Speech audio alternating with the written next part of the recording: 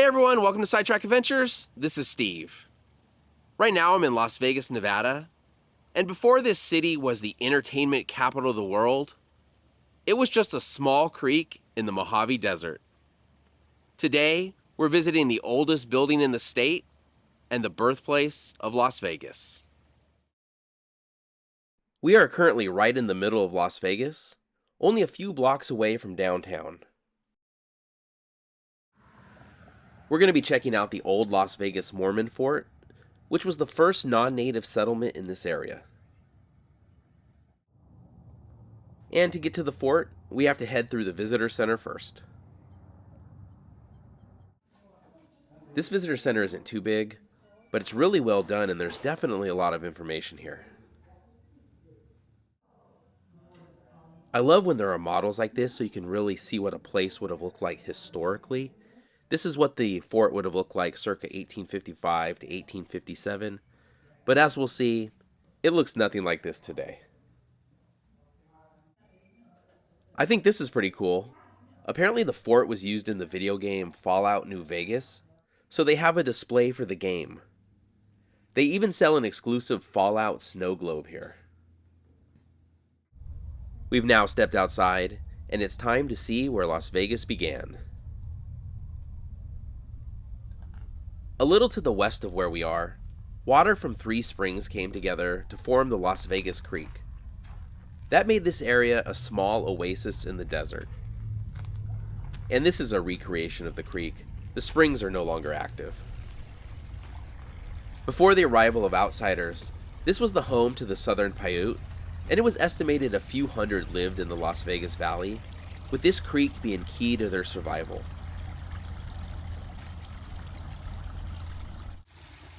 In 1829, a Mexican scout named Rafael Rivera, as part of a trading party led by Antonio Armijo, was probably the first non-native to visit the Las Vegas Valley.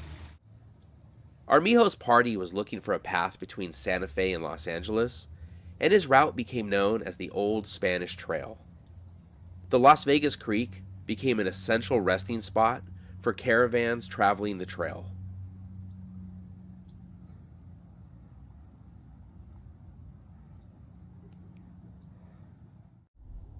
This is Helen Stewart, the First Lady of Las Vegas, but we're kind of getting ahead of ourselves here, so I'll come back to this statue. In May of 1844, John C. Fremont came through here on a scouting mission for the United States, and he created the first map to include Las Vegas. Within a couple of years, this area would become part of the United States after the Mexican-American War.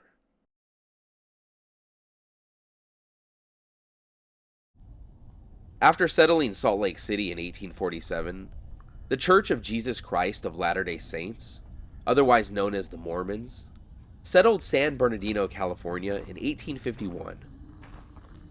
To better aid travelers between the two settlements, Mormon leader Brigham Young called for 30 men to establish a settlement at Las Vegas, which is roughly halfway between Salt Lake City and San Bernardino.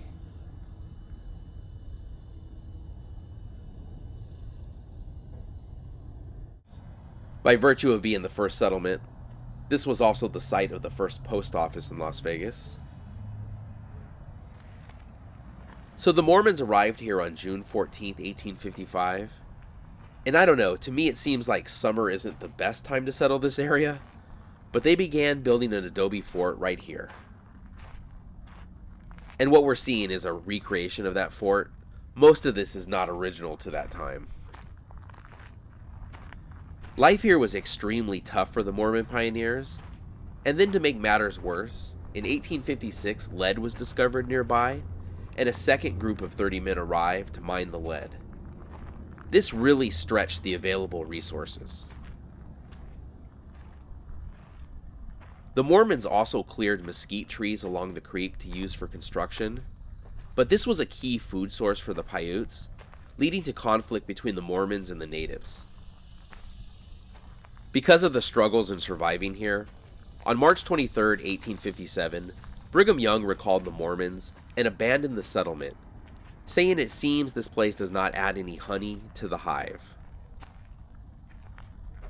A few settlers did stay behind, But the next year their crops were raided by the Paiutes, and they then called it quits for good.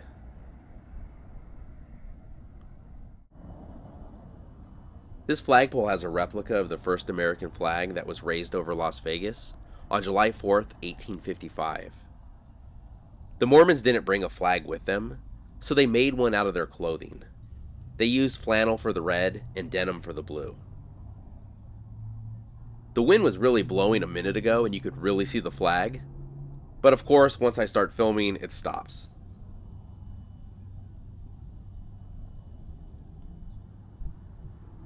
It seems to be picking back up a little bit. Maybe if I step off to the side we can get a better angle on it.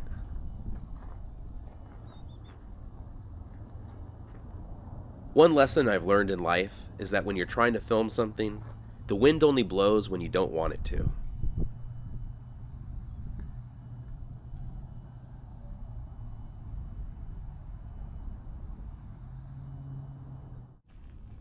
The Mormon settlers lasted less than 2 years here, but this fort they built would continue to play an important role in the settlement of Las Vegas. These small windows, and I think they're technically called slits, would have been used to defend the fort, though I don't believe it was ever attacked.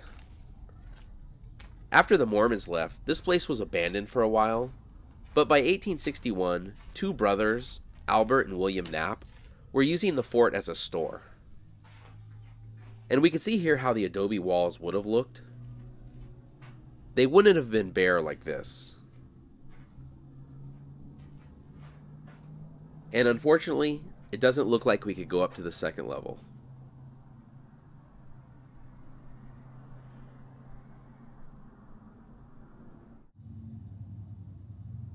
When this was built, it was the largest building for 100 miles in any direction. I doubt those early Mormon settlers could have ever guessed that the settlement they founded would go on to be known as Sin City.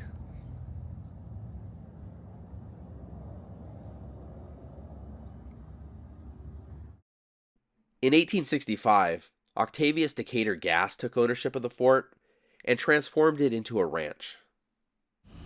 Gass was a significant figure in the area, supplying provisions to area settlers, and he was involved in the Arizona territorial government. However, in 1881, Gass was unable to repay a loan to rancher Archibald Stewart, which led to the loss of his ranch.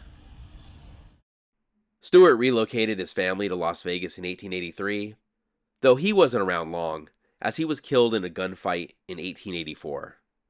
The ranch then passed to his wife Helen, who we saw the statue for earlier.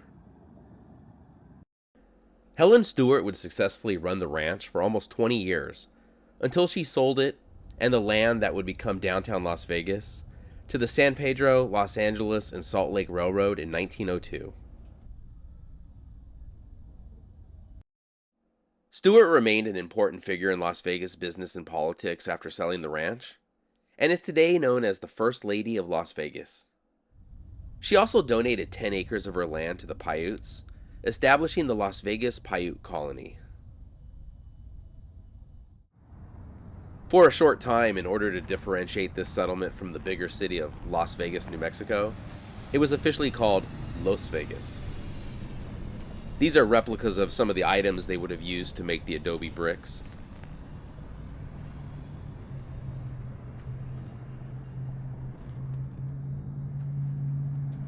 And here's a picture of the Stewart Ranch house that was once here.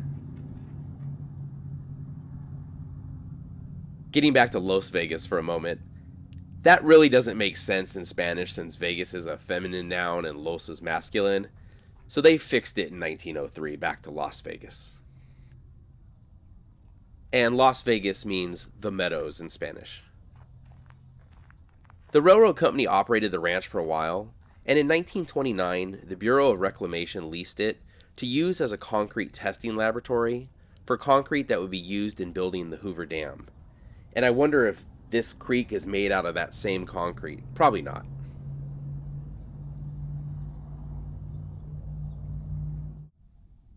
This is an 1850s freight wagon. These would have been the semi-trucks of their time.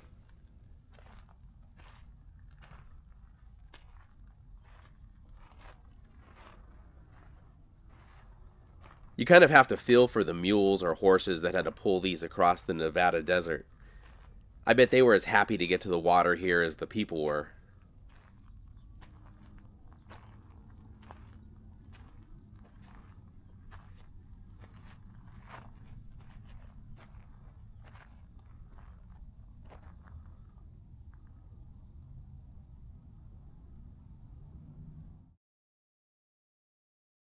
So I had mentioned that the fort is a reconstruction, approximating how the fort would have looked in the 1850s. But I also mentioned that the oldest building in Nevada is here. Well, that building, built in 1855, is right here.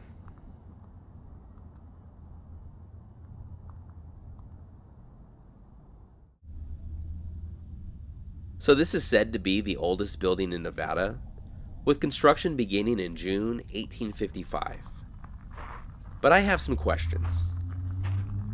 But let's head inside and take a look around.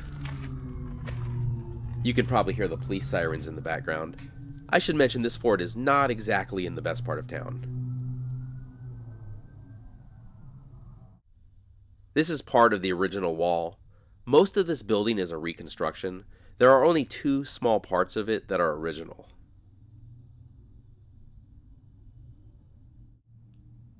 After the Hoover Dam was completed, this building was used as residences, then a restaurant, and then finally it was purchased by the city of Las Vegas in 1971. Here's an old loom. Now, I don't set the rules for how something is judged to be the oldest anything, but I always wonder about places like this where 95% of the structure is rebuilt and only a few parts of the original remain. At what point is something just considered a reconstruction? Then again, when I was in Madrid last year, there's an Egyptian temple there, and they say it's the oldest building in Madrid. Of course, you moved it from Egypt. This doesn't count. And here are some photos of the Paiutes in Las Vegas. The 10 acres that Helen Stewart gave them is just northwest of where we are now. This is the original flag that was flown over the fort on July 4th, 1855. So this was the first American flag flown over Las Vegas.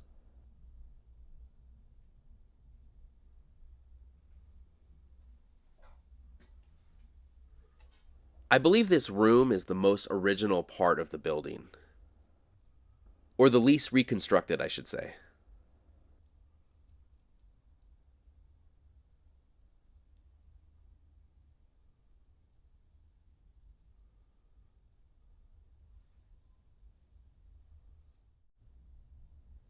Right next to the doorway, you could see some of the original wall.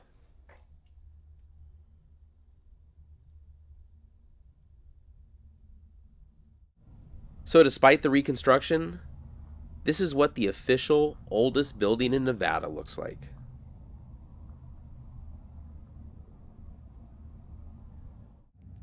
It's amazing that from its beginnings here, as a failed settlement, Las Vegas became the city that it is today.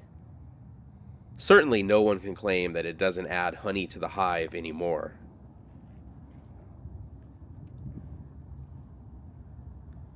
So that's our look at the birthplace of Las Vegas and the oldest building in the state. Thank you so much for watching. If you enjoyed the video, please give it a thumbs up, consider subscribing, and we'll see you next week.